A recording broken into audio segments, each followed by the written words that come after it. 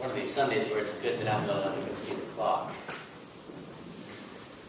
I'm guessing that for most of us, what we think and feel about anger, a lot of it comes from our families of origin. That when we were little, we got angry and we were told what to do with that.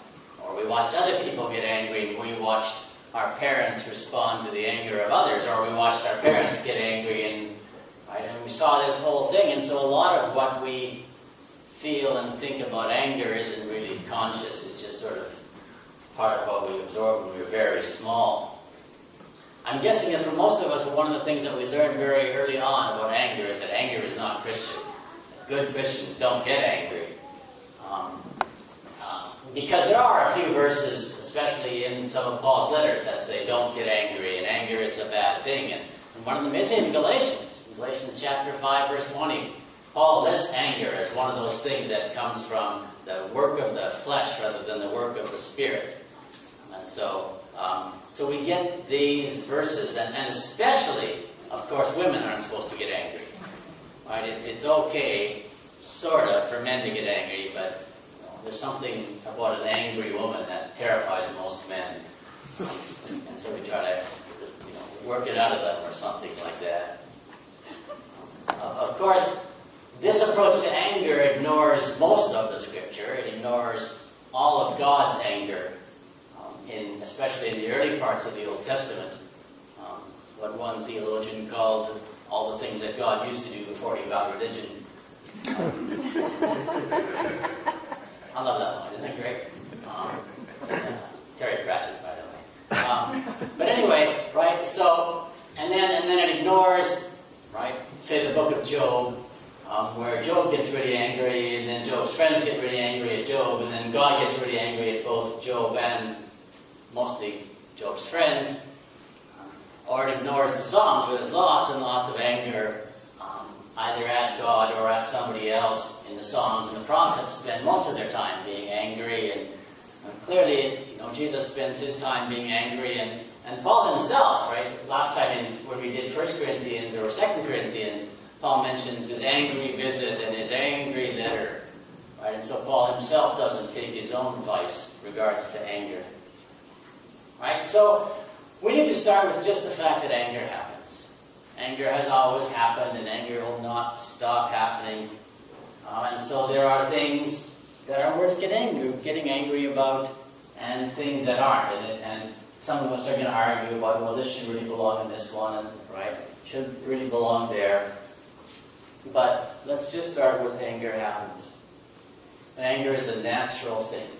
So when you study grief, anger is one of the 5 stages of grief. So if you're going through grief, at some point you're just going to get angry about this, and then it's going to pass, and then it's going to come back, and then it's going to pass, and then it's going to come back. Right? Anger just is. And so when people have a lot of problem with anger, they're often sent to or go to anger management classes. And so anger can be managed. It can't be gotten rid of. Right? They don't go to getting rid of anger classes or don't be angry classes. It's a matter of what you do with it. But the passages that were read this morning are, I think, also useful to look at briefly, because Jesus gets angry. It's hard to imagine, he doesn't say the word angry, but it's hard to imagine saying, woe to you, scribes and Pharisees, hypocrites, you brood of vipers, right, as woe to you, scribes and Pharisees, hypocrites, you brood of vipers, right? It's not, the tone of voice is it's gonna sound angry to somebody. But who does Jesus get angry at? Teachers of the law, Pharisees, religious leaders. Me, in other words. That's my job. Teachers of the law, guardians of the tradition, helpers of the people. So Jesus' anger, I think, is tricky for me, especially because in a lot of ways, right, what he's angry about is things that I have to be careful about.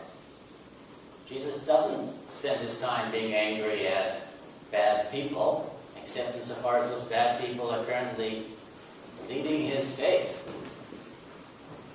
Paul too in Galatians. Right? So Galatians is really Paul's angriest letter, except for maybe the end of 2 Corinthians. And Paul is just right. I mean, as Axel was reading, right? Twice, Paul curses this group of people who have come into his church. And in chapter 5, verse 12, right, he says, look, if you're going to circumcise yourself, just cut it all off. That's how angry he is. The translations usually try to soften the language, but that's what it says. So this is Paul being angry. But again, he's being angry at fellow Christians.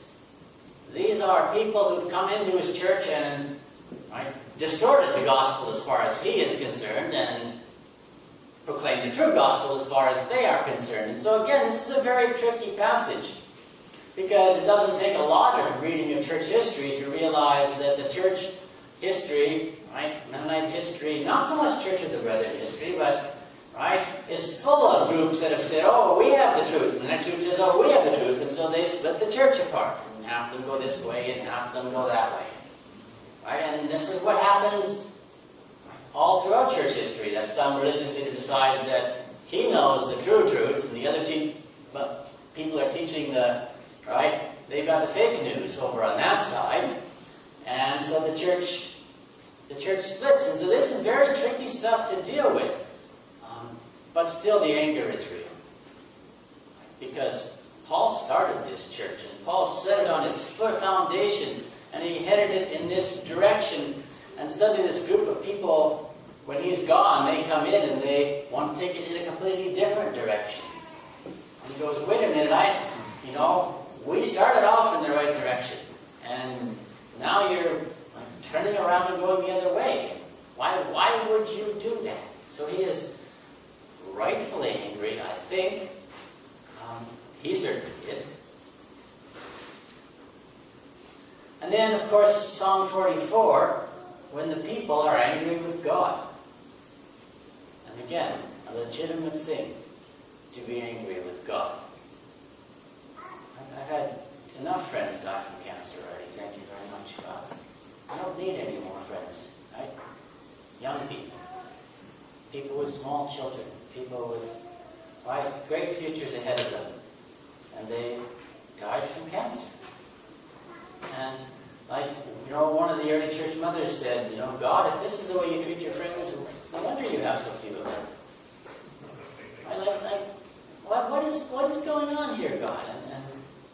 And the people of Israel at that point, when the psalmist was writing, were being persecuted and chained, and they said, but we didn't do anything. We did nothing to deserve this. Sometimes the Old Testament says, well, God is angry at us because we did this, and we did this, and we did this. It's time to repent. And this writer says, no. I refuse to believe that story. We did nothing to deserve this.